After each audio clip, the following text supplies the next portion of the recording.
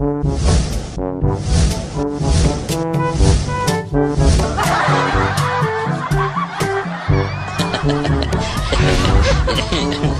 sacrificed on the cross? That's a very good question.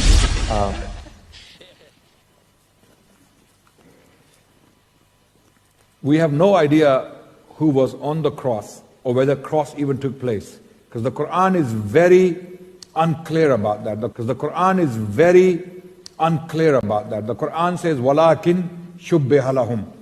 It appeared to them so. This can mean anything. This can mean that the Christians, they just managed to believe in this story, which was spread by certain people, that Jesus died on the cross. He was crucified, right? Or it can also mean that someone else was put on the cross instead of Jesus Christ. And this story actually originates from the Christians. There was a group of Christians called Basilidians in the 2nd century CE who believed that it was not Jesus Christ who was put on the cross, it was Simon of Cyrene, one of the companions, one of the disciples of Jesus Christ, who was given the appearance of Jesus Christ and he was put on the cross. So this substitution theory, we call it the substitution theory, that someone else was substituted in place of Jesus Christ and put on the cross. We actually as Muslims have no grounds to believe in that particular theory, although the theory exists in the tafsir literature.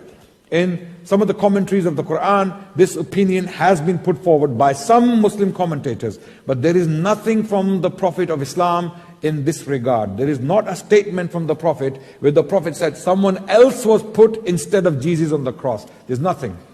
So the Quran is very vague, unclear about this. So the Quran is very vague, unclear about this, right?